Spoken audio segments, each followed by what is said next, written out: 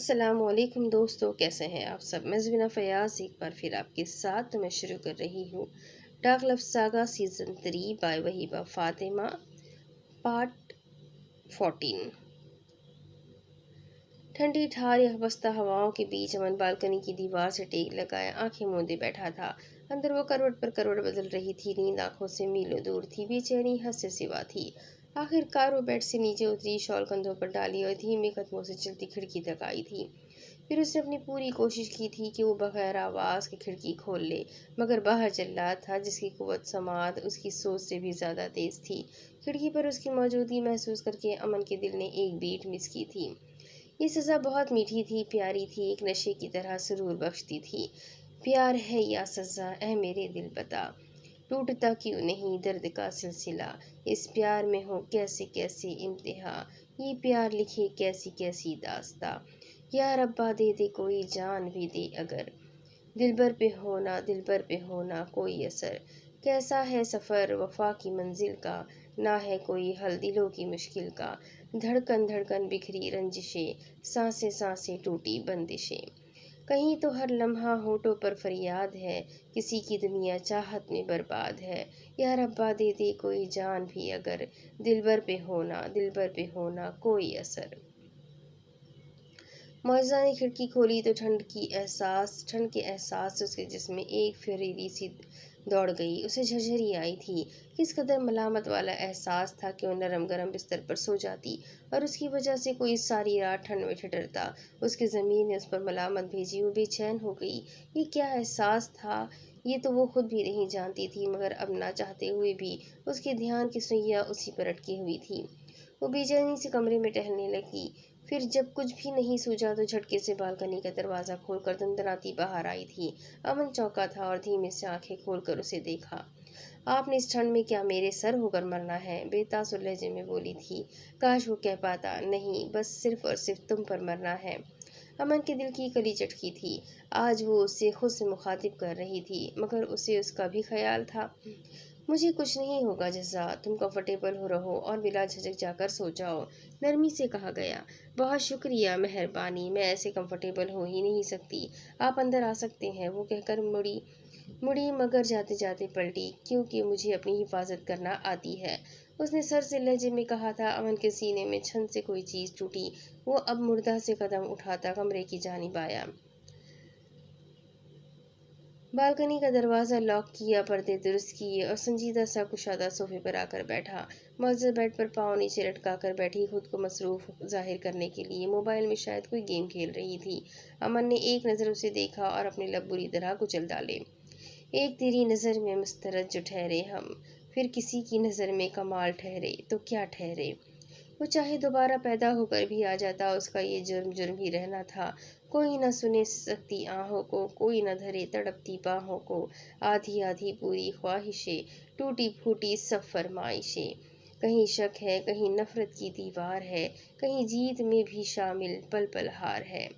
या रब्बा दे दे कोई जान भी अगर, दिलबर पे होना कोई असर। अमन सोफे पर निमदराज होकर अपनी आंखों पर बाजू रख चुका था। उसने चोर निगाहों से जरा सा मुड़कर उसे देखा। नींद तो अब भी नहीं आ रही थी, मगर अब पहले से बेचैनी नहीं थी। वो अब गर्दन तक कंफर्टर तान कर लेट गई। कुछ देर की कोशिश के बाद आखिर नींद आ ही गई। भारी सांस की आवाज़ सुनाई दी तो अमन ने आंखों से बाजू हटाकर उसे देखा।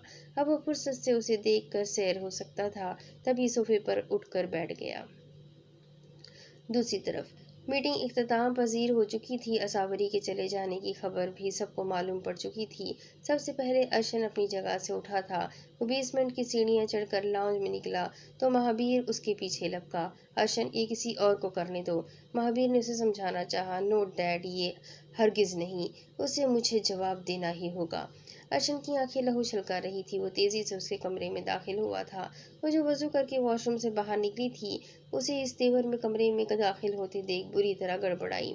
वो जानती थी वो लोग जान जाएंगे, मगर इतनी जल्दी ये सब उसे झेलना पड़ेगा सोचा नहीं था। वो कदम कदम चलता उसके सर पर पहुंचा था। मोबाइल फोन दो। अर्शन ने सर तो सपाट लहजे में कहा तो चुपचाप आगे बढ़ी और अपने तकिए के खिलाफ से मोबाइल फोन निकाल कर उसकी जानिब बढ़ा दिया। वो गुस्से से जैसे वो पागल हुआ था। उस पागल लड़की की वजह से एक और बेकसूर की जान चली गई थी। तभी एक झटके से उसकी गर्दन दबोच कर उसे दीवार से लगाया था। यारान बेबसात की हर बाजी ये हयात, खेले के बगैर हार गए, मात हो गई। हर्षन की रकीर जैसे शिद्दत सबसे फट पड़ी। गर्दन पर दबाव बढ़ता जा रहा था, मगर वो बगैर कोई मज़ाहमत किए भीगी सब्ज झील सी शफाफ आंखों में पानी भरे उस शख्स को देख रही थी, जिसकी निगाहों में आज उसे अपने लिए सिर्फ और सिर्फ नफरत दिखाई दी थी। एक सवाल दिया, जवाब मुझे हाँ या ना में चाहिए, नहीं तो मैं अपने इन हाथों से तुम्हारी जान लेने से दरीग नहीं करूंगा। वो दहाड़ा था। दिया के आंसू तवातर से उसके बाजू पर गिरे। इस फाइल की इंफॉर्मेशन तुमने लीक की, उसकी पिक्स बनाकर तुमने उन शैतान को दी, हाँ या ना? जी। वो फाइल हमने ही चुराई और उसकी इंफॉर्मेशन भी हमने ही लीक की। उसने बेतासुर चेहरे से अपना जुर्म आसानी से कबूल किया। आंखों से दर्द बह रहा था, मगर चेहरा बेतासुर था। अर्शन ने कहा, गुस्से की इंतहा से अपने बाल मुट्ठियों में जकड़े थे। वो गुस्से से पागल हो चुका था। तब लपक कर टेबल पर पड़ा वाज उठाया और उसे लेकर दिया की जानिब लपका। एक दर्दनाक चीख मार कर दिया ने अपने हाथ अपने लबों पर रखे थे, जब उसने उसके बहुत करीब दीवार पर वो वाज अपनी पूरी ताकत से फोड़ा था। दिया बुरी तरह चीखी थी, मगर अर्शन ने उसे बाजू से दबोचा और कमरे से बाहर लेकर निकलता चला गया। वो चीखती रही, चिल्लाती रही, सबको आवाज़ें देती रही, मगर कोई भी तो नहीं आया था। वो उसे लेकर नीचे बेसमेंट में उतरा था। बेसमेंट भी भाई भाई कर रहा था। अर्शन ने उसकी गर्दन की रग दबाकर उसे बेहोश किया और लाकर गाड़ी में डाला। गाड़ी तेजी से बेसमेंट के रनवे से एक मंजिल की जानिब गामजन थी। दूसरी तरफ वो हंसी खुशी अपने घर वापस आई थी। सारा और अपने बाबा से मिलकर बेतहाशा खुश थी, मगर उसने उन्हें ये भी बताया कि अहान माहिर से निकाह उसने अपनी मर्जी से किया था। वो अब सारा की गोद में सर रखे लेटी हुई थी कि बाहर बहुत हलचल सी महसूस हुई। सारा और असावरी हैरान हुई थी कि ये हो क्या रहा है। बाहर हशमत राव ने बूझकर बहुत अचानक बेटे को बैरून मुल्क भेज दिया था, ताकि उनके काम में कोई मुखल ना हो। अचानक असावरी के कमरे में एक ब्यूटिशियन और काफ़ी सारी लड़कियां हाथ में ढेर सारे शॉपर बैग्स पकड़े दाखिल हुई थी। ये लोग कौन है? अभी असावरी कुछ समझती के कमरे में हशमत राव दाखिल हुआ था। ज़्यादा हैरान होने की ज़रूरत नहीं है। ए बहू, तैयार करवाओ इसे। आज इसका मेरे दोस्त खान शमशान खैल के बेटे खान जवार से निकाह है। हशमत राव ने उसके सर पर जैसे बम फोड़ा। ये क्या कह रहे हैं आप बाबा? मेरा निकाह अहान से हो चुका है, जो मैंने अपनी मर्जी से किया है। और असावरी की बात पूरी नहीं हुई थी। वो तुम पर उसने दबाव डाला होगा, इसलिए तुमने कर लिया। वैसे भी लड़की के वली के बगैर निकाह नहीं होता। मैं नहीं मानता ये निकाह। हशमत राव ने उसकी बात हवा में उड़ाई। आप माने ना माने, मगर मैं तो मानती हूँ। और आपने सोच भी कैसे लिया कि मैं निकाह पर निकाह करूँगी? मैं अहान से मोहब्बत करती हूँ, और उस पैलेस में भी मैंने ऐसी कोई चीज़ नहीं देखी जो आपने मुझे उनके बारे में बताई थी। इसका मतलब आप झूठे चटाक। हशमत राव के करारे से थप्पड़ ने असावरी के होश उड़ा दिए थे। बकवास बिल्कुल नहीं, जो बोला है वो करो। आज ही निकाह होगा तो मतलब होगा, और किसी में ये हिम्मत नहीं कि वो मेरे फैसले के खिलाफ जाए। अब जल्दी से तैयार हो जाओ। जरा चूचरा की तो तुम्हारी माँ को तुम्हारी आंखों के सामने जिंदा गाड़ दूंगा, समझी? हशमत राव चिल्ला गया, मगर असावरी पर आज कई जानलेवा इंकशाफात सामने आए थे। दूसरी तरफ उसे हेलीकॉप्टर के जरिए कोयटा लाया गया था। पाशा ने फ़ोन पर महारानी को इतला दी थी कि असावरी भी वापस जा चुकी है और वो नूर पाक बीवी को भी वापस भेज रहे हैं, तो वो लोग ये खून खराबा बंद कर दें। महारानी ने उनका तमस्सा कर उड़ाते मगर ये यकीन दहानी भी करवाई थी कि अब कोई खून खराबा नहीं होगा। बस एक बार नूरबाग बीवी खैल हवेली पहुंच जाए। अब अर्शन हैरी से उतरकर उसे गाड़ी में बिठाए वादे के मुताबिक अकेला निहत्था खैल हवेली की जानिब रवा दवा था, जिसकी इतला खान शमशान खैल को दे दी गई थी। लाइट ब्लू कलर के पीले से लिबास में वो सरतापा पैर सरता पैर खुद भी बिल्कुल जर्द पड़ गई थी। गोद में हाथ रखे बेआवाज आंसू बहा रही थी। गाड़ी तेजी से हिचकोले खाती हवा से बातें कर रही थी। वो सर्द सपाट चेहरा लिए तेजी से ड्राइविंग कर रहा था। आज दिया की आहें, सिसकियां, आंसू उस पत्थर बने बैठे शख्स पर कुछ भी तो असर नहीं कर रहा था। हम आखिरी बार आपसे कह रहे हैं कि हम वजाहत दे सकते हैं, उसने हिचकियों के दरमियान कहा, मगर उसने कोई रद्द अमल जाहिर नहीं किया था। यूं बन गया जैसे इसके अलावा गाड़ी में कोई मौजूद ही नहीं हो। एक बड़े से दीवार गिर गेट के सामने झटके से वो BMW रुकी थी। अर्शन ने हॉर्न दिया। मैं माजरत ख्वाह हूँ आपसे कि नूर पाक बीबी के मैंने आपको आपकी असल से जुदा रखा। अब आप इत्मीनान से अपनी ज़िंदगी में वापस लौट सकती है। आपको कोई परेशान नहीं करेगा। इतनी पाक और बड़ी हस्ती हैं आप, तो उम्मीद है कि अपने किसी मुरीद की छोटी सी खता समझ कर हमें माफ़ कर देंगी। इतनी सर्द और ठंडा ठार लहजा था कि दिया रूह तक तड़प गई थी। मगर इससे पहले वो कुछ कहती गेट खोल दिया गया था। गाड़ी एक झटके से खैल हवेली के ड्राइवे पर रुकी। वो लाल अंगारा आंखें लिए बगैर कुछ कहे दिया की गाड़ी से नीचे उतरने का इंतजार करने लगा। मगर वो चेहरा हाथों में छुपाए फूट फूट कर रोई थी। गेट लॉस्ट, नीचे उतरो और मेरी नज़रों के सामने से दूर हो जाओ दिया। वो दर्द से बिलबिलाता दहाड़ा था। दिया फिर भी टस से मस न हुई। आखिर खान शमशान खैल गाड़ी की जानिब लपका और गाड़ी का दरवाज़ा खोलकर एक फातिहाना मुस्कुराहट समेत दिया का बाजू थाम कर उसे नीचे उतार कर अपने गले से लगाया। अर्शन ने सर्द बेतासो चेहरा लिए गाड़ी रिवर्स गियर में डाली। धूल उड़ाती गाड़ी दिया की निगाहों से जूं जूं दूर हुई तो उसे यूं लगा जैसे ये धूल उसके मुकद्दर में लिख दी गई हो। वो बड़ी देर से अम्मा हाजन की गोद में सर रखे रोने का शुगल फरमा रही थी। अम्मा हाजन उसके बालों में हाथ फेरती उसे तसल्लियाँ व तशफियाँ देती रही। खान शमशान कब से गुस्से से ये मेलोड्रामा देखने में मसरूफ था। रात गहरी होती जा रही थी। खान शमशान खैल ने अम्मा हाजन को मखसूस इशारा किया और बाहर निकल गया। अम्मा हाजन अपनी जगह से उठी थी और उठकर बाहर झाँका। इस बात की तसल्ली कर लेने के बाद कि बाहर कोई नहीं है, अम्मा हाजन ने कमरे की तमाम खिड़कियां दरवाजे अच्छे से बंद कर दिए।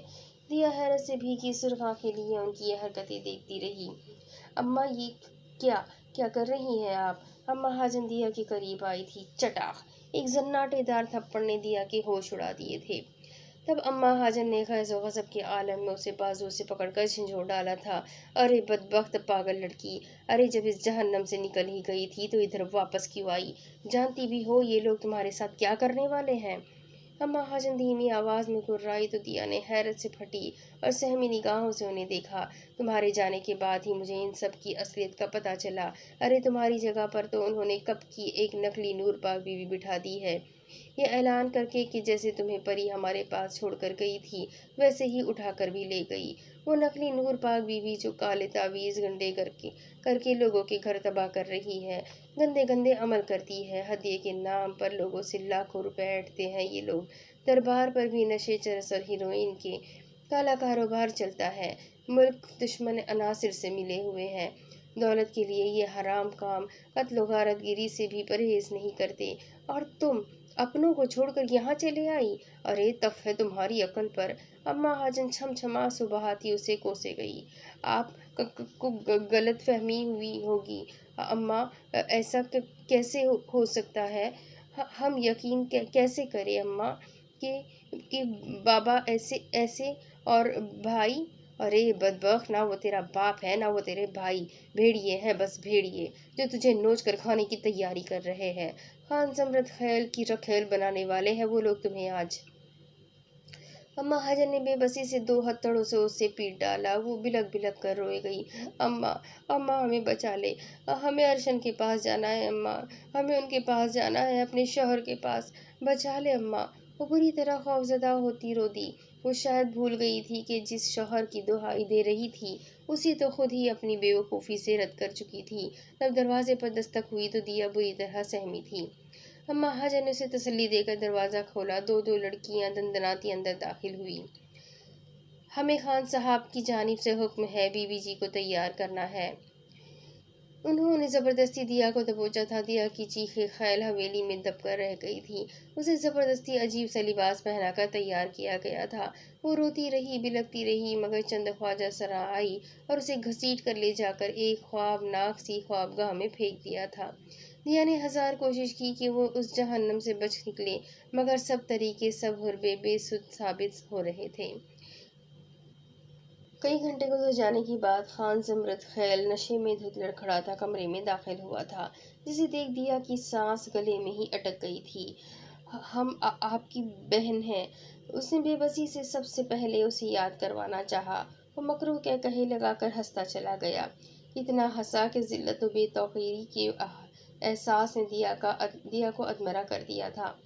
फिर वो अपने मुंह से सच्चाई और गलाजत बकता चला गया। अरे छोड़ो भी, पहले दिन से तुम बाबा का दुश्मनों से बदला लेने का जरिया थी, फिर दरगाह की कमाई का जरिया रही।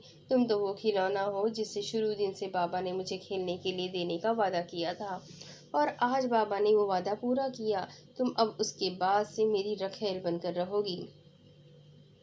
वो जाने क्या क्या गलाजत बकता चला जा रहा था, और दिया अपने मुंह पर हाथ रखकर अपनी सिसकियां दबाने की सही करती रही। फिर वो दरिंदा सिवत इंसान अचानक उस पर झपटा। दूसरी तरफ गहरी रात की तारीकी में खैल हवेली से दूर जीटी रोड पर खड़ी बज़ाहिर मुसाफिर बस के अंदर वो लोग तेजी से हाथ चलाते अपने मखसूस यूनिफॉर्म पहन रहे थे। उनके एक लैपटॉप में खैल हवेली के अंदरूनी मनाजिर लाइव चल रहे थे। खासकर एक चीप के जरिए एक नाजुक सी जान के लैपटॉप से आती आवाज़ के कुछ अल्फाज ने वहां खड़े शख्स को बुरी तरह चौंकाया था। वो लम्हा भर को अपनी जगह पर हिटक कर रुक गया था। अम्मा, अम्मा हमें बचा ले, हमें अर्शन के पास जाना है, हमें उनके पास जाना है, अपने शौहर के पास, बचा ले अम्मा।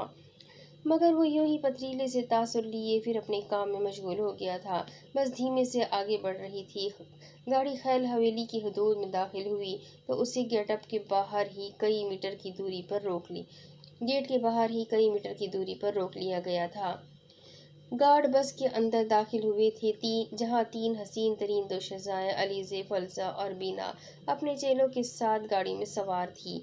ड्राइवर हज़र ने उन्हें एक ख़ास पास दिखाया।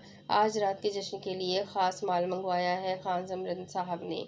अब अंदर जाने दोगे कि लगाओ शिकायत? हज़र रौब से चिल्लाया तो गार्ड्स खामोशी से पीछे हट गए।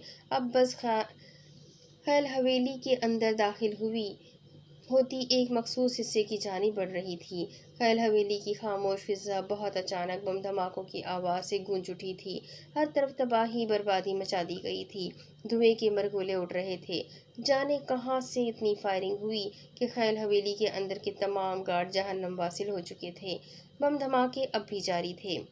खान शमशान ख्याल जो साउंड प्रूफ बेसमेंट में शराब और शबाब के मजे लूट रहा था, हवेली पर आने वाली कयामत सुगरा से बेखबर रहा। और यही सबसे बड़ी शिकस्त होने वाली थी उसके लिए कि जल्लाद किसी चील की तरह झपटा मारकर उसकी नाक के नीचे से उसके शैतान सिफत बेटे को, जो कई बच्चियों की जिंदगी उजाड़ चुका था, जहन्नम रसीद करने वाले थे। खान जमरद खैल का नाम पाशा इब्राहिम की डेड लिस्ट में आ चुका था। इस सारा दिया के जरिए मुनज़्ज़म तरीके से मुंतखब किया गया एक ख़ास प्लान था। ये लोग कुछ देर के लिए उनका ध्यान भटकाने वाले थे, और वही हुआ था। दुश्मन अपनी फतह के नशे में चूर उन पर से अपनी तवज्जो हटा चुके थे। जैसे कि वाकई जल्लाद उनके इन हथकंडे से डर गए हो या पीछे हट गए हो। उन्हें क्या लगा, जल्लाद अपने घर की बहू बेटियों को उन दरिंदों के हवाले करेंगे। मज़हक़ खेज़ ये लोग बेदर पे मासूम जानों की इतनी बेरहमी और सफाकी से मार रहे थे। आज जल्लाद इस सब का एक ही झटके में हिसाब बेबाक करने वाले थे। खान शमशान ख्याल को वार्निंग देने के लिए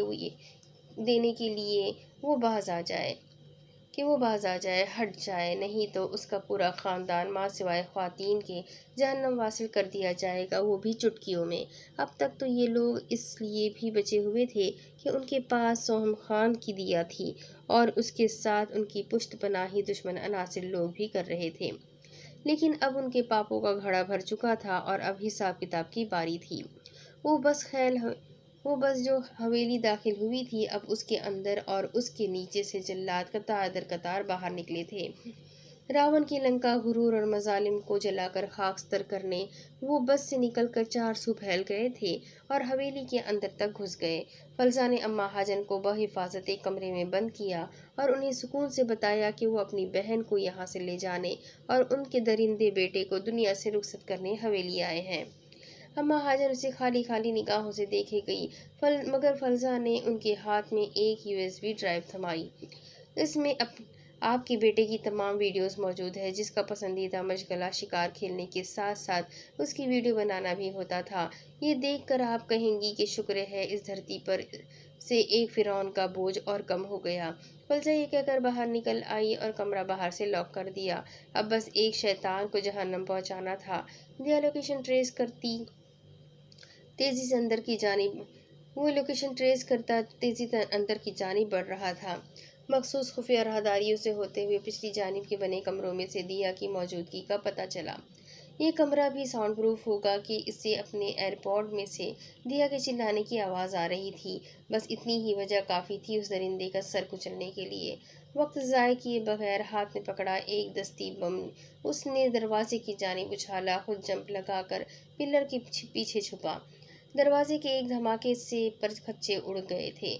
वो जो नशे में धुत दिया के बाजू दबोच कर खड़ा था और चेहरा आगे करके उससे दस्तराजी की कोशिश कर रहा था, चौंक कर पीछे मुड़ा था। अर्शन कमरे में दाखिल हुआ तो अपना मास्क रिमूव किया था उसने।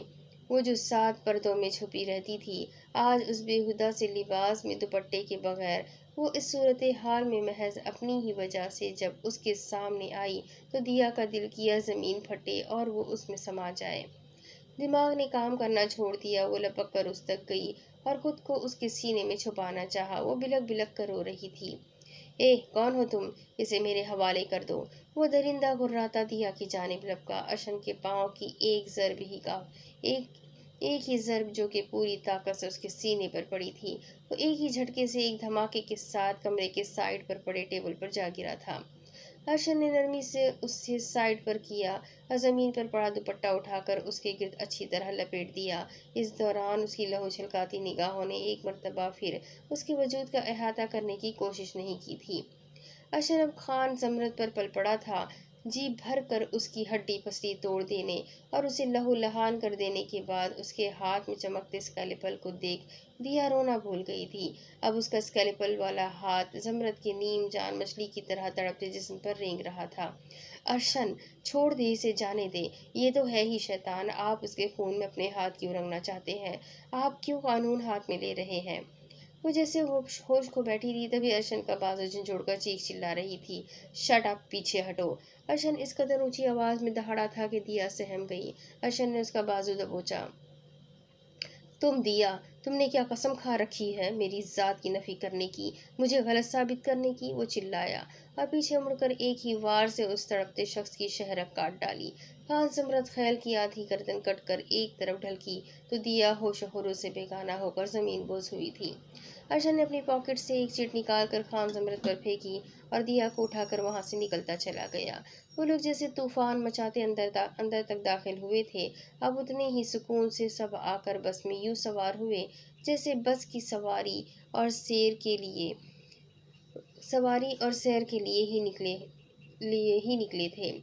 बस खैल हवेली से बाहर निकली और जीटी रोड से जाने कहाँ गायब हो गई। उस रात बहुत गहरी थी। दिन में तो वो किसी न किसी तरीके से तबीयत खराब का बहाना गढ़कर बच निकली थी, मगर अब जब 2-3 गाड़ियां पोरज में आकर रुकी और मौलवी के साथ खान सवार खैर मौलवी और हशमत राव को अंदर दाखिल होते देख असावरी के पैरों तले से जमीन सरक गई थी। हशमत राव ने जानबूझकर दिन में कोई कार्रवाई ना की ताकि आहान माहिर खान को किसी चीज की भनक तक ना लगे और अब वो रात को अपने तमाम प्लान पर अमल करने वाले थे। एक तरफ खैल हवेली में जश्न जारी था तो दूसरी तरफ वो शमशान खैल की इजाज़त से खान जवार खैल को निकाह के लिए अपने साथ ले आया था। सारा छुपती छुपाती अपना फ़ोन ढूंढ कर कमरे में आई थी और रूम अंदर से लॉक किया। मम्मा, वक्त नहीं है रोने धोने का, आहान को फ़ोन करो और कहो तुम्हें आकर लेकर जाए। सारा ने कहा तो सावरी ने जल्दी से उसका नंबर डायल किया। अपने कमरे में बंद वो रॉकिंग चेयर पर झूलता बहुत डिस्टर्ब था। कसरत से सिगरेट नोशी से कमरा धुएं से भरा हुआ था। उसके बाबा माहिर खान उसे जानबूझकर यहाँ छोड़कर गए थे। राव मेंशन पर भी पूरी तरह नजर रखी गई थी। माहिर खान के हुक्म के मुताबिक उसे हर हाल में असावरी को राव मेंशन से निकालना था, मगर उसे इतना ही तड़पा कर जितना कि उसके जाने के बाद वो खुद तड़पा था। फोन काफी देर से रिंग हो रहा था। वो ये कॉल उठाना नहीं चाहता था। तभी तकरीबन आधे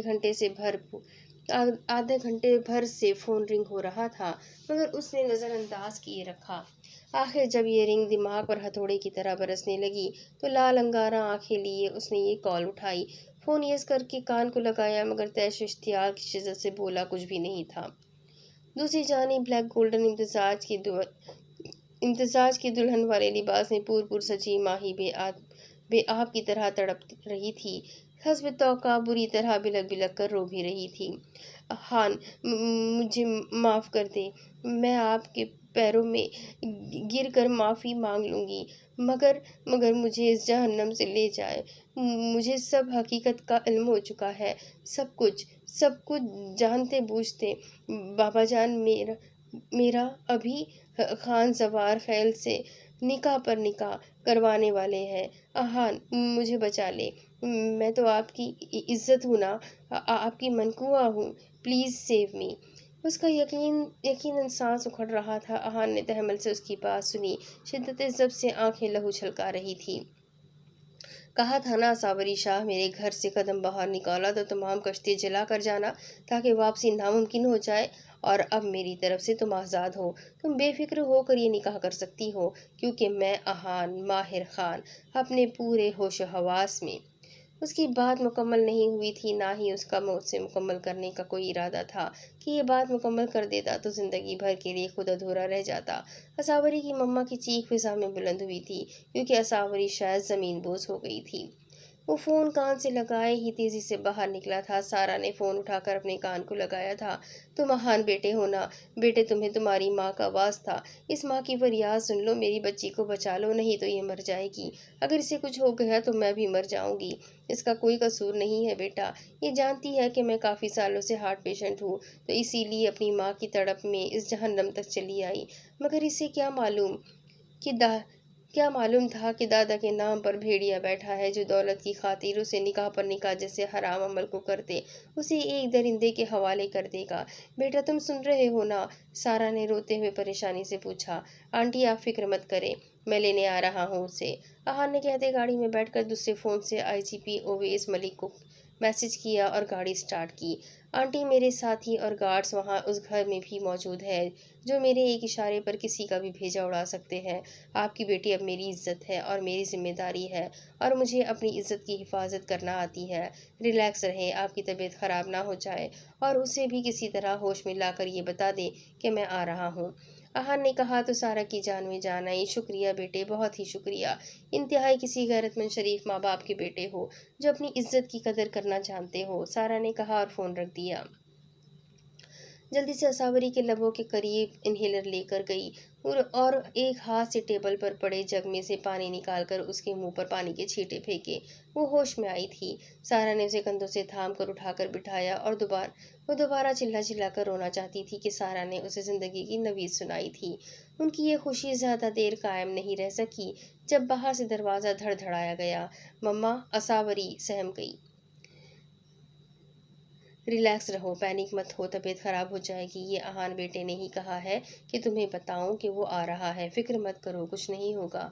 बस दादा से मुँहमारी करने की बजाय उन्हें इमोशनल बातें करके उलझा कर थोड़ा वक्त दो। सारा की सरगोशी पर वो सर हिलाती ज़मीन से उठी।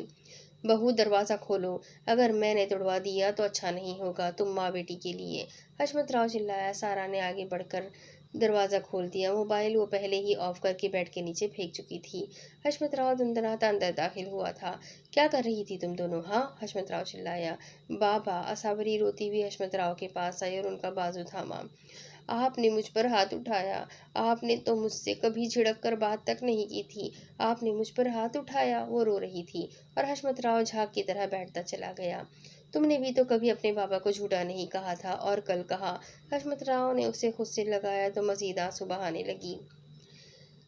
दूसरी तरफ अहान जब पूरे प्रोटोकॉल के साथ पूरी पुलिस फोर्स के साथ राव मेंशन में दाखिल हुआ तो किसी गार्ड या किसी कुत्ते की जुर्रत ना हुई कि वो मज़ाहमत कर सके। वो लाउंज में दाखिल हुए तो हशमत राव उसका बाजू दबोचे ज़बरदस्ती उसे सीढ़ियों से नीचे घसीट रहा था। पुलिस ने उन्हें चारों तरफ से घेर लिया था। अहान को पता था कि कोई ना कोई गड़बड़ ज़रूर होगी, इसीलिए उसने आईजी पुलिस उवैस मलिक को पहले ही तमाम सूरत हाल से आगाह कर दिया था, जो कि पहले सुनकर हैरान हुए मगर अब उसके साथ थे। ये क्या हो रहा है आईजीपी? तुम लोगों की हिम्मत भी कैसे हुई मेरे मेंशन में घुसने की?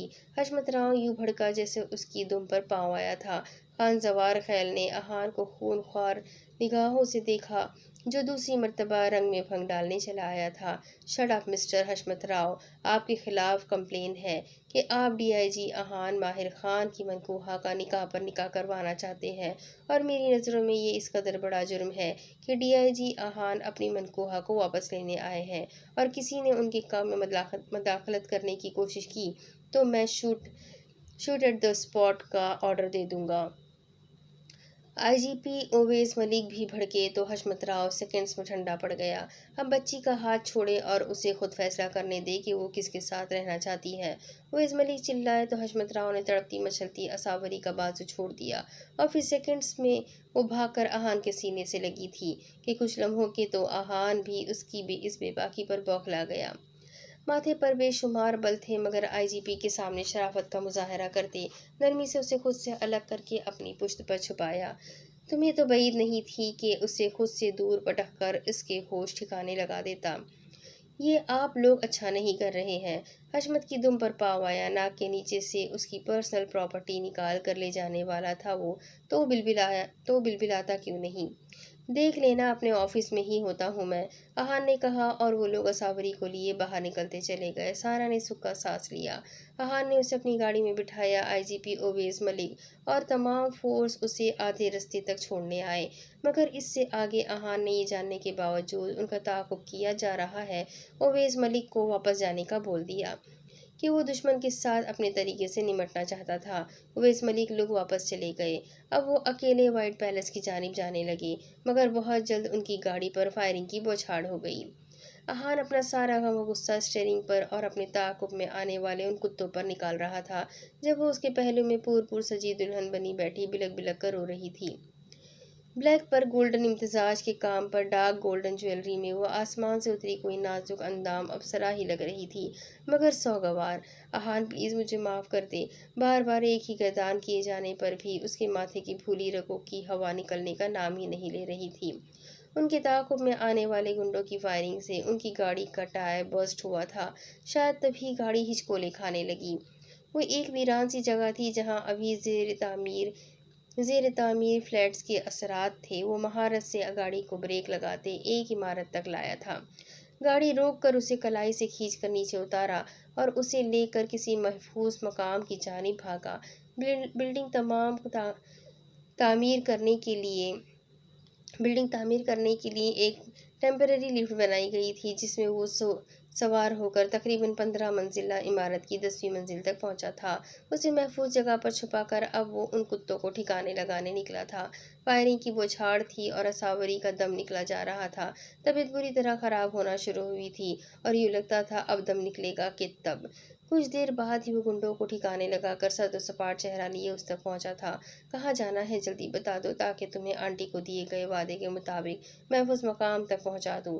काफ़ी सर्द लहजा था। सावरी रोना तो भूल ही गई थी।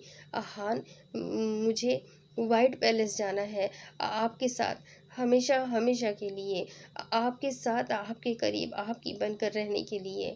असावरी ने तड़प कर करीब आकर उसकी शर्ट मुट्ठी में भरी थी। वो गहरे गहरे सांस भर रही थी। उसकी हालत से साफ पता चल रहा था वो बड़ी मुश्किल से सांस ले रही है। एक हाथ की मुट्ठी में तो उसकी जिंदगी कैद थी इन्हेलर की शक्ल में। आहान ने उसका हाथ बुरी तरह झटका था। ये तो अब तुमने मुमकिन नहीं रहने दिया सावरी शाह। तुम अब वाइट पैलेस तो नहीं जा सकती, क्योंकि मैं आहान माहिर खान अपने पूरे होश।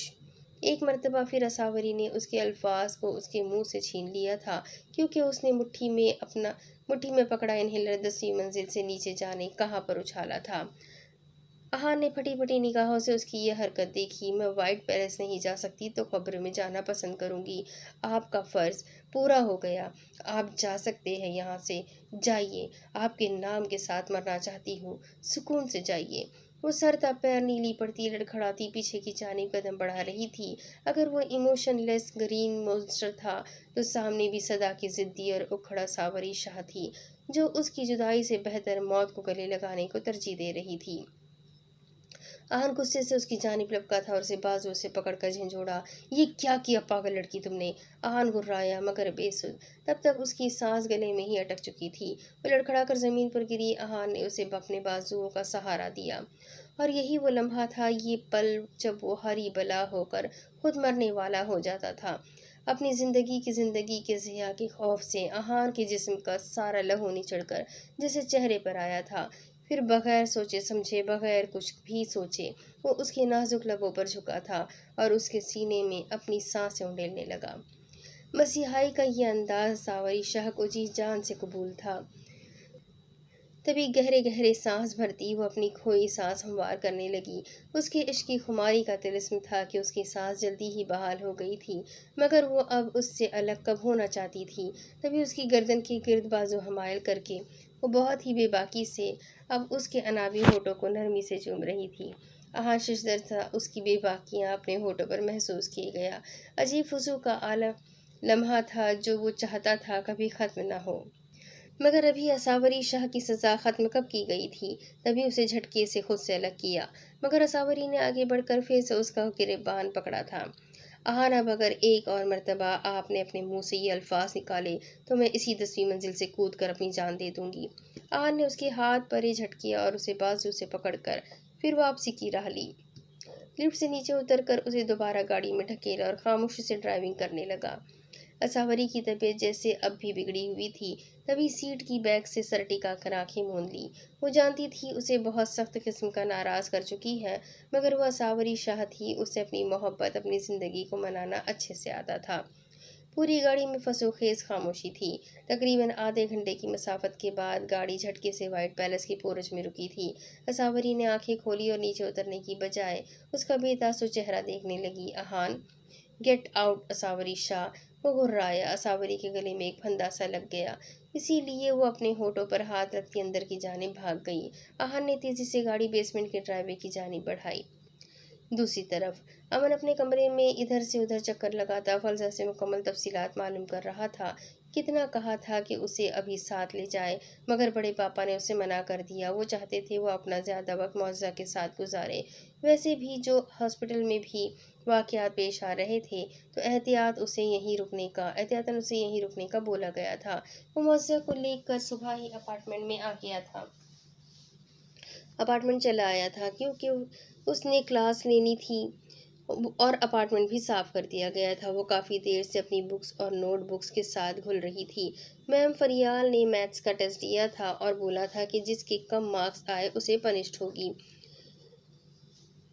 मुअज़्ज़ा ने नोटबुक बेड पर फेंक कर मारी थी। कुछ समझ नहीं आ रहा था और मैम फरियाल इन दिनों कुछ ज़्यादा ही सख्ती बरत रही थी। मतलब अब जब ये टेस्ट सिरे से समझ ही नहीं आ रहा था तो सुबह मैम से पूरी क्लास के सामने पनिशमेंट और बेइज्जती तो पक्की थी। वो बेबसी से इस होने वाली बेइज्जती का सोचकर रो पड़ी। अमन, जो कि बेचैन सा था, उसे एक नज़र देखने को मोबाइल में एक स्क्रीन ऑन की तो बेतहाशा चौंका। अब क्या हुआ है इतनी रात को, ये क्यों रो रही है? अमन सख्त मुतफक्किर हुआ था और ऐसा हो सकता था कि अब वो उसे फजूल में आंसू बहाने दे। खुद कदम खुद ब खुद उसके कमरे की दरवाजे तक आकर रुके थे। हल्के से डोर नॉक किया। अंदर मुअज़्ज़ा चौकी थी।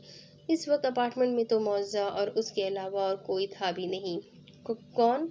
मौजा ने यूं ही पूछ लिया, हालांकि जानती थी दरवाजे पर कौन है। अमन ने थोड़ा सा दरवाज़ा खोलकर उसे देखा, जो टी पिंक फ्रॉक और पजामे में, पिंक स्कार्फ गले में पहने, भीगे चेहरा लिए बेजार सी बैठी थी। जिज़ा, व्हाट हैपेंड? खैरियत, रो क्यों रही हो? अमन ने धीमे से पूछा। उसके लिए उसके लहजे में इतनी फिक्र थी कि वो बेइख्तियार ही अपना मसला बता बैठी। मैथ्स का टेस्ट है और मुझे कुछ भी समझ नहीं आ रहा। रोती बसोरती वो उसे अपना गंभीर मसला बता गई। अमन ने एक लंबी सी सांस खींची। मैं पढ़ा दूँ? अमन ने झिझकते हुए पूछा। मुअज़्ज़ा ने भीगी पलकें उठाकर बेतासुर चेहरा लिए उसे देखा। बेइज्जती और पनिशमेंट से बेहतर था वो चुपचाप जी खड़ा करके तैयारी कर ले। तभी पेन बुक और नोटबुक उठाकर बेड से उतरी।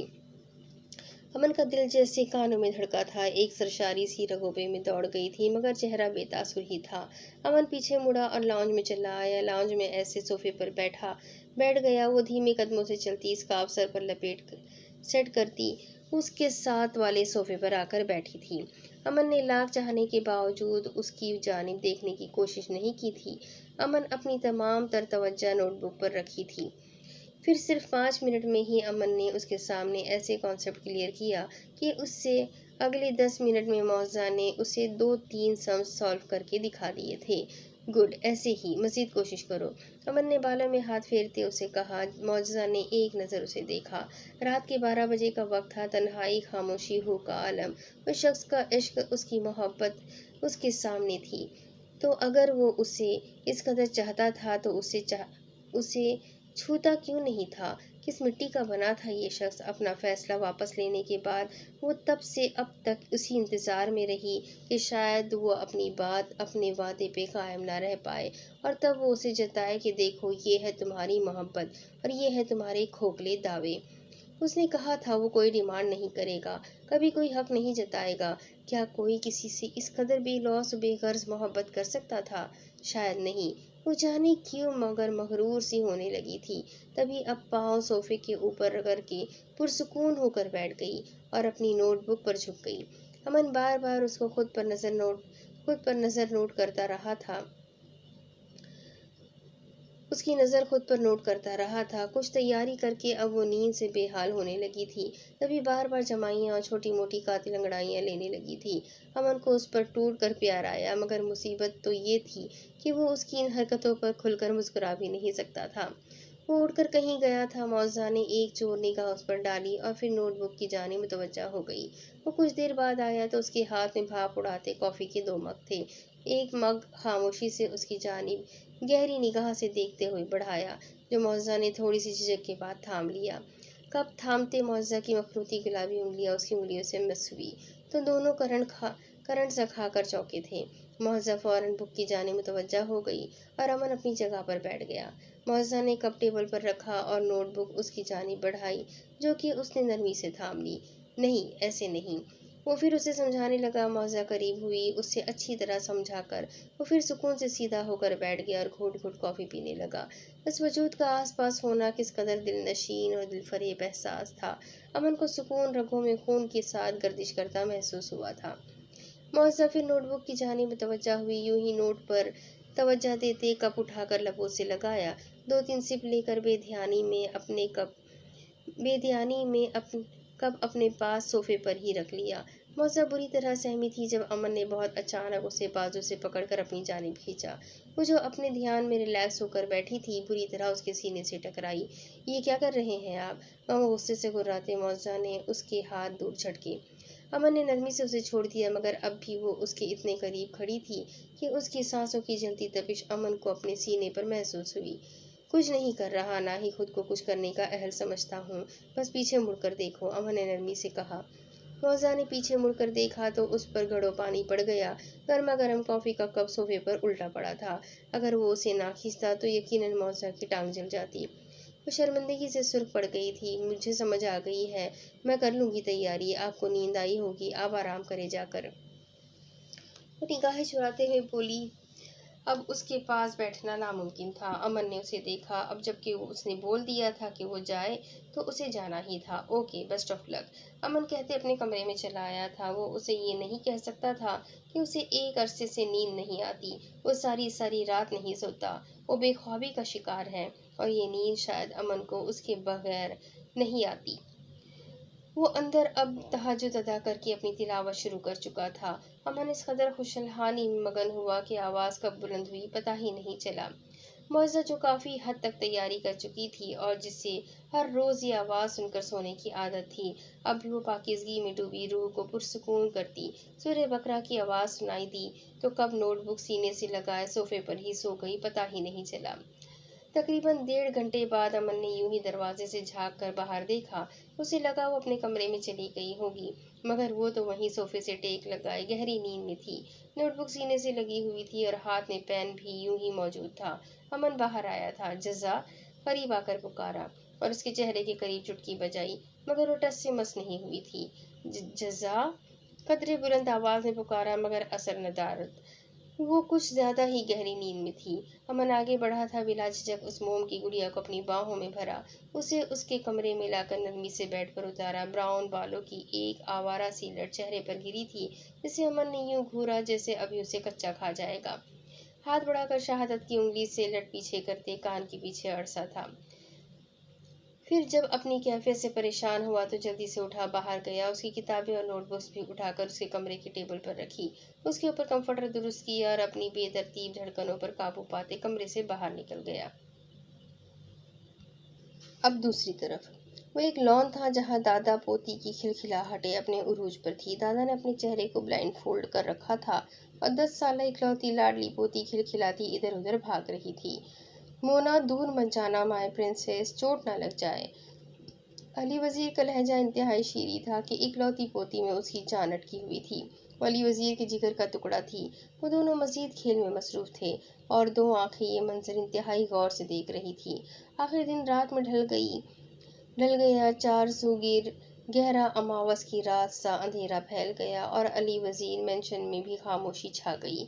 ऐसे में एक हेवला उस मेंशन में इंतहाई इत्मीनान से दाखिल हुआ। अपनी दानिस्त में ये मेंशन दुनिया की निगाहों से ओझल इंतहाई खुफिया तौर पर बनाया गया था, जहाँ की सिक्योरिटी भी फुल प्रूफ थी। मगर अब वो हेवला इंतहाई इत्मीनान से सारी सिक्योरिटी को ठेंगा दिखाता पूरे मेंशन में घूम फिर कर आया था। वो अब मोना के कमरे के अंदर खड़ा था। बच्ची इंतहाई क्यूट और फरिश्तों जैसी मासूमियत लिए हुए थी। वो आगे बढ़ा और बच्ची को बेहोश किया, खामोशी से बच्ची को उठाया और वहां से निकलता चला गया। दूसरी तरफ दिया अपने बाबा माहिर खान के सीने से लगे कब से आंसू बहाए जा रही थी। ये लोग हैली से वापस आ चुके थे और अब एक खास शाहर उससे व्हाइट पैलेस वापस आ रहे थे। खास शाहरा से व्हाइट पैलेस वापस आ रहे थे। उस गाड़ी में माहिर, महाबीर, जबरान और खजर मौजूद थे। बाकी सब पीछे आने वाली बाकी 2 गाड़ियों में थे। वो जब से होश में आई थी तब से माहिर खान के सीने से लगी हिचकियों से रो रही थी। अब तो यूं था जैसे आंसू भी खुश्क हो चुके थे। अब बस भी करो प्रिंसेस, और कितने आंसू बहाओगी? अब बस, बहुत हो गया। अब एक भी आंसू ना गिरे तुम्हारा। माहिर खान ने उसे प्यार भरी डांट पिलाई थी। हमने बहुत कुछ बुरा कर दिया ना बाबा, वो हिचकियों के दौरान बोली। नहीं, जो होना था वो हो गया। अब इंशाल्लाह कुछ भी बुरा नहीं होगा, सब अच्छा अच्छा होगा प्रिंसेस। माहिर खान ने अपनी प्रिंसेस की कमर सहलाई। लेकिन वो हमें माफ़ नहीं करेंगे ना? उसे बस अब उसकी परेशानी लाहक थी, जिसका जाने कितनी बार कितनी बुरी तरह दिल तोड़ बैठी थी। वो कौन? माहिर खान ने अपनी मुस्कुराहट छुपाते जानबूझकर पूछा। वो ये बाबा, वो हिचकिचाती हुई बुरी तरह बौखलाई। अरे कभी ये कभी वो, आखिर कौन भई? जबरान ने भी उसकी बात बीच में काटी, मगर इन सब ने मुस्कुराहट दबाकर ही रखी थी। अर्शन, वो हमसे बहुत खफा होंगे ना बाबा? आप जानते हैं हमने क्या किया? क्या उनके साथ हमने अपनी ही निकाह रद्द कर दिया। अब हम अपनी हर गलती सुधारना चाहते हैं और हम वो निकाह दोबारा करना चाहते हैं बाबा। वो बिलक बिलक कर रोती अपनी असल परेशानी इंतहाई मासूमियत से बयान कर गई। वहाँ बैठे हर शख्स को उसकी बात ने इंतहाई खुशगवार हैरत में मुब्तला किया था। तब माहिर खान ने पाशा इब्राहिम को मैसेज किया कि व्हाइट पैलेस में निकाह का बंदोबस्त किया जाए। उसके ये अल्फाज मनवान महाबीर के जरिए अर्शन तक पहुंचे थे और इधर दिल ने तो पसलियों से सर पटका, मगर बज़ाहिर वो ढीठ बना बेतासुर चेहरा लिए ही बैठा रहा। ये मैसेज तकरीबन सबको एक खुशखबरी की तरह फॉरवर्ड किया गया था। तब फलसा की रग ज़राफ़त फड़की। क्या बात है! तो बरसों बाद एक शदीद सिंगल की सनी ही गई अलीज़े। दुल्हन साहिबा खुद निकाह के लिए बेताब है, तो तुम्हें नहीं लगता कि किसी को उबले हुए आलू जैसा मुंह बनाने की बजाय हमें कुछ मीठा खिलाना चाहिए? अलीज़े ने अपनी हंसी दबाई और अर्शन ने अपने संजीदा चेहरे पर नो लिफ्ट का बोर्ड लगाए रखा। दूल्हे साहब की गर्दन में तो अभी से सरिया फिट हो गया है, पैलेस पहुंचकर जाने क्या होगा। फलजा फिर बोली तो अब की बार अर्शन की सर्द सी गुर्राहट गाड़ी में गूंजी थी। झूठी गवाही देने वालों के साथ साथ मुझे लगता है अब फजूल की बकवास करने वालों के भी होठ सीना पड़ेगा। फलजा ने यूं तासुरात दिए जैसे कहना चाहती हो मेरी तरफ से भाड़ में जाओ। 2-4 दिन भंवर की तबीयत अलील है, 2-4 दिन किनारे किनारे चलेंगे हम। अम्मा हाजन पर बार बार गशीतारी हो रही थी। खान शमशान खैल भपरे सांड की तरह चिंघाड़ रहा था। बेटे की उधड़ी लाश देखते ही वो पागल कुत्ते की तरह दुश्मन की बू सूंघता फिर रहा था, मगर हस्से मामूल कोई सुराग हाथ नहीं आया था। हाँ, दिया के गायब होने से शक यकीन में बदल गया था कि ये काम उनके सबसे बड़े जानी दुश्मनों का ही है। महारानी जलाल ओढ़ो सरदार चांडियो भी यहीं मौजूद थे और खान शमशान खैल का धुआं धुआं चेहरा देखे गए। हशमत राव की जानिब से भी इत्तला मिल चुकी थी कि वो जल्लाद उसके नाक के नीचे से उसकी पोती निकाल कर ले गया और हशमत राव को इधर की खबर मिली तो वो सब कुछ छोड़ छाड़ खैल हवेली की जानिब रवाना हुआ। हर तरफ तबाही बर्बादी थी। आग बुझाकर धुएं के मरकुलों पर काबू पाया गया। अब उसके मजीद गार्ड हवेली का चप्पा चप्पा छान रहे थे। आखिर खान जमरत के कमरे से ही एक चिट मिली थी जो उसके आदमी ने खान शमशान खैल को थमाई। उसने जल्दी से खोल कर देखी तो आंखें फटी की फटी रह गई। बड़ा शौक है तुम लोगों को हमें तोहफे भेजने का। अब अगर जश्न मना ही रहे हो तो एक छोटा सा तोहफा हमारी जानिब से। तुम्हारे बेटे की ये लाश हमारी जानिब से आखिरी वार्निंग है तुम्हें। अब अगर मजीद एक बेगुनाह की भी लाश गिरी तो बिल्कुल इसी तरह घर में घुसकर बाकी 2 बेटों और तुम सबके खानदानों को यूं ही बरतनाक मौत मारेंगे। तो संभल कर मजीद एक भी लाश नहीं, समझे। जल्लाद वो गुस्से से बिल्कुल पागल हो चुका था जब अपने गार्ड्स पर चिल्लाया, ए सुनो, मुझे इन जल्लादों की वो दूसरी बेटी चाहिए, जिंदा या मुर्दा। उठा लाओ उसे। वो जो इटली से बहरूपे आया है, अगर उसने कोई रुकावट पैदा की तो उससे भी गोलियों से भून देना, और अगर नाकाम वापस लौटे तो टुकड़े टुकड़े करके कुत्तों के आगे डाल दूंगा, समझे। अब दफा हो जाओ। खान शमशान खैल ने अपने मुंह से झाग उड़ाई। दूसरी तरफ 3 घंटों की मसाफत के बाद वो व्हाइट पैलेस की बेसमेंट में पहुंच चुके थे, जहां आहान पहले से ही इन सब का बेचैनी से इंतजार कर रहा था। आहान ने दिया को सीने से लगाया। हमें माफ कर दे भाई, हम बहुत बुरे हैं। वो फिर सिसक पड़ी। अपना ही वजूद सबका मुस्लिम सा लग रहा था। फलजा ने उसे देख एक सर्द आह भरी। रोंदू कहीं की, फलजा मुंह में बड़बड़ाई। वो अभी सबसे मिल ही रही थी कि वो सबको पीछे छोड़ वहां रुकने की बजाय अपने कमरे में चला आया था। महावीर उसके पीछे ही चला आया। वो जो आकर सोफे पर गिरा था और पुश्त पर गर्दन टिकाकर और आंखें मूंदी। महावीर ने कंधे पर हाथ रखा तो अपनी सुर्ख आंखें खोलकर अपने डैड को देखा। क्या इरादा है शेर? महावीर ने बज़ाहिर संजीदगी से पूछा। मेरे इरादे तो बरसों से मेरे मुंह पर मारे गए हैं डैड, इसीलिए ही मैंने अब इस मामले में कोई भी इरादा करके खुशफहमियां पालना कब की छोड़ दी है। कफलिंग्स फोल्ड करते उसका लहजा कर्ब व अजियत में डूबा हुआ था। सब ठीक हो जाएगा शेर, अब बताओ क्या करना है। सब तैयारी मुकम्मल है? बच्ची निकाह की तजदीद चाहती है, तुम तैयार हो? महावीर ने उसे बगौर देखते कहा, मगर उसके चेहरे पर कोई भी तासुर या खुशी की रमक न नजर आने पर काफ़ी मायूसी हुई। शायद वो इस मामले में अपनी नामेहरबा किस्मत पर अब भी एक बेयकीन था। जैसा आप लोग कहेंगे डैड, मैं कर लूँगा। उसने निगाहें चुराते अपना दामन बचाया। महावीर ने सर सी आह भरी। अच्छा, फिर आहान के कमरे में जाकर तैयार हो जाओ, तुम्हारी पिंकी दादू ये कमरा डेकोरेट करवाने वाली है। महावीर ये कहकर कमरे से निकल गया। अर्शन ने कर्ब व जिद की इंतहा से आंखें जोर से बंद की और अपनी कनपट्टियां सहलाई। अब ये तो तय था कि वो खुद को उस पर मुसल्लत नहीं करने वाला था, ना ही उसे अब उसकी जानिब से कोई खुशफहमी रही थी। महावीर बाहर आया तो सामने ही सोहम खान और पाशा इब्राहिम से सामना हो गया। क्या बात है बड़े पापा, आप कुछ उदास लग रहे हैं। महावीर ने पाशा इब्राहिम का उतरा हुआ चेहरा देखा। कुछ नहीं, अमन को कॉल की थी कि व्हाइट पैलेस आ जाए, मगर उसने मना कर दिया। ये बोलकर कि जब मौजा व्हाइट पैलेस में आने के लिए तैयार हो जाएगी तभी वो भी व्हाइट पैलेस वापस आएगा। सोहम ने कहा तो उनके करीब आते आर्यान के चेहरे पर एक तारीख सा साया लहराया था, मगर वो फौरन अपने तासुरात छुपा गए। चले भई, दुल्हा साहब भी तैयार है, तैयारी मुकम्मल है, चले नेक काम में देर नहीं करना चाहिए। आर्या ने बज़ाहिर बशाशत भरे लहजे में कहा तो सब उसकी जानिब मुतवज्जा हो गए। खज़र बिल्कुल तैयार आईने के सामने खड़ा जेलस अपने बाल सेट कर रहा था और काफ़ी देर से अलीज़े का इंतज़ार कर रहा था। ख़वातीन तो दिया के कमरे में ऐसा घुसी थी कि बाहर निकलने का नाम ही नहीं ले रही थी, मगर अब कुछ ही देर बाद अलीज़े पूरी तरह तैयार कमरे में दाखिल हुई तो मबहूत रह गया। वो पीछे मुड़ा, अलीज़े इतराती हुई गर्दन अकड़ा कर उस तक आई। आखिर अपनी तैयारी पर फुल कॉन्फिडेंस जो था कि ये तैयारी अगले बंदे को और ख़ास कर उसको चारों शाने चित कर देने वाली है। सुर्ख पैरों तलक मैक्सी पर हल्का सा गोल्डन काम, सुर्ख ही स्कार्फ, हल्का मेकअप, गोल्डन छोटी छोटी छोटी नफीस सी ज्वेलरी और हुस्न को तो आतिशा करती वो सुर्ख लिपस्टिक।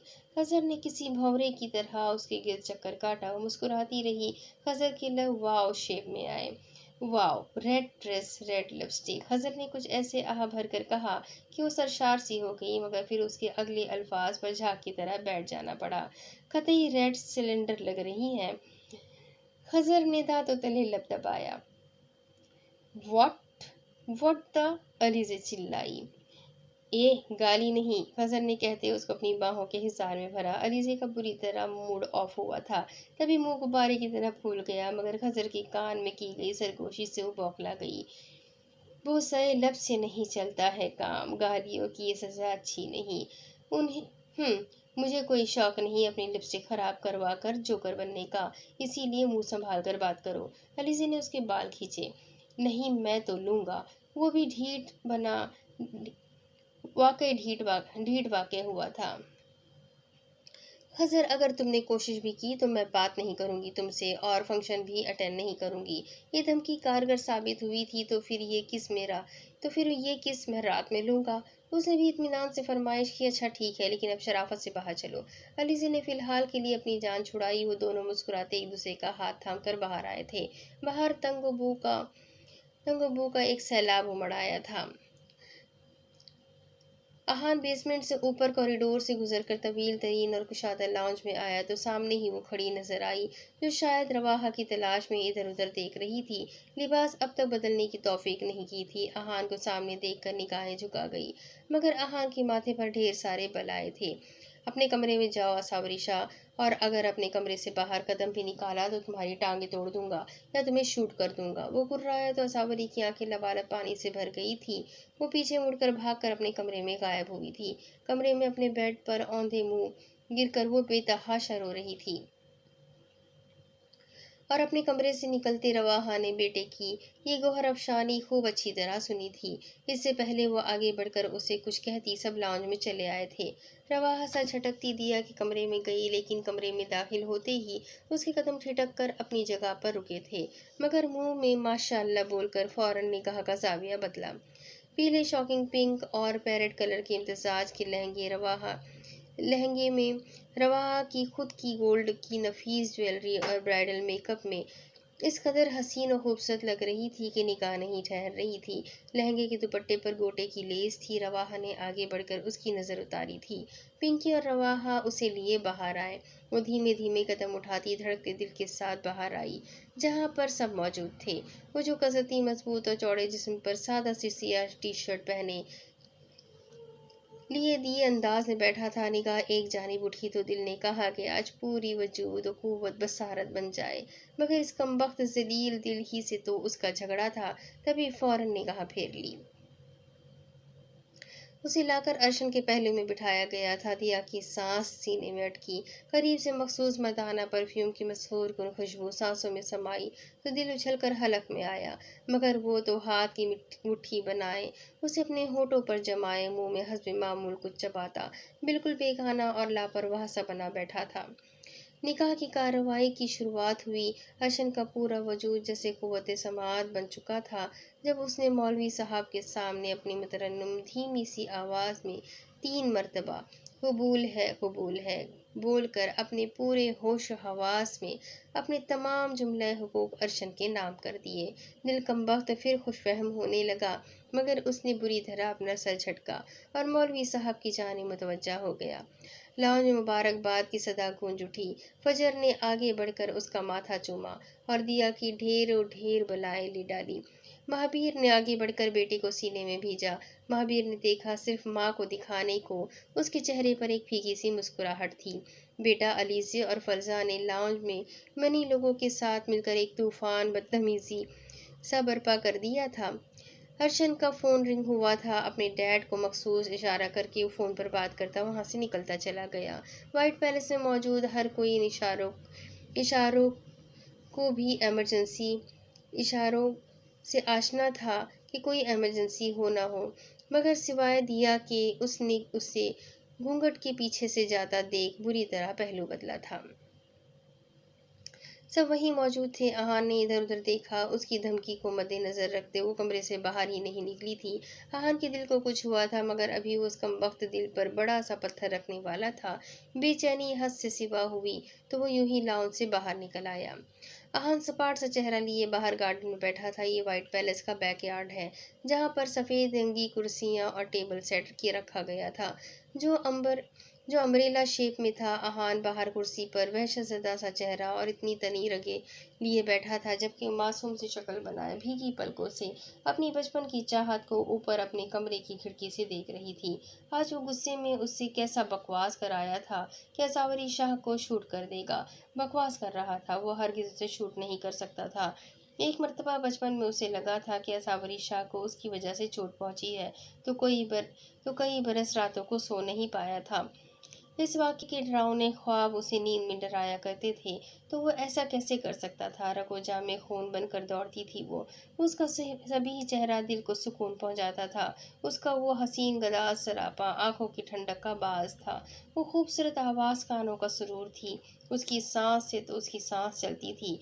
अभी आज उसने जुर्रत की थी कि अपने गुलाबी नर्म लबों से उसके लबों को छुए। उसका पाकीज़गी भरा फसूख़ैज़ लम्स आहान के जिस्म में एक सुरूर सा उतार गया था। ऊपर खड़ी असावरी शाह उसे देखकर ज़ख्मी सा मुस्कुराई थी। न इजहार करता है, न इनकार करता है। आखिर ये बंदा चाहता क्या है? मगर तुम जो भी चाहते हो आहान माहिर खान, वो तुम्हें मालूम होगा। पर आज कोई मुझसे पूछे मैं क्या चाहती हूँ, तो मेरा जवाब हर बार हर सिमत सिर्फ आहान माहिर खान होगा। आहान माहिर खान, क्योंकि ये तो तय है कि जितनी मोहब्बत इस दुनिया में मैं असावरी आहान माहिर खान तुमसे करती हूँ, ना इतनी मोहब्बत कोई नहीं करता होगा। और अब मेरा अकीदा सिर्फ तुम्हें चाहता है, तुम्हें चाहना है, तुमसे मोहब्बत करना, खुद को तुम्हारे इश्क के रंग में रंग डालना है। और तुम देखना, तुम्हारे अंदर से इस गम और गुस्से को ख़त्म करके मैंने तुम्हें मोम की तरह पिघलाना दिया, तो मेरा नाम भी असावरी आहान माहिर खान नहीं। वो दिल में बड़बड़ाती पुख्ता इरादे बांध रही थी। नाक से गैर मर्रे मक्खी उड़ाती लापरवाह सी मुस्कुराई, क्योंकि तारीख गवाह थी, अगर व्हाइट पैलेस के जल्लादों को कोई मोम की तरह पिघला सकता है, तो वो है सिर्फ उनका इश्क। अब इसके आगे की कहानी मैं आपको अगली किश्त में सुनाती हूँ कि आगे क्या होगा। ये जानने के लिए मेरे साथ बने रहें। अगली किश्त में फिर मिलेंगे। तब तक के लिए अल्लाह हाफ़िज़।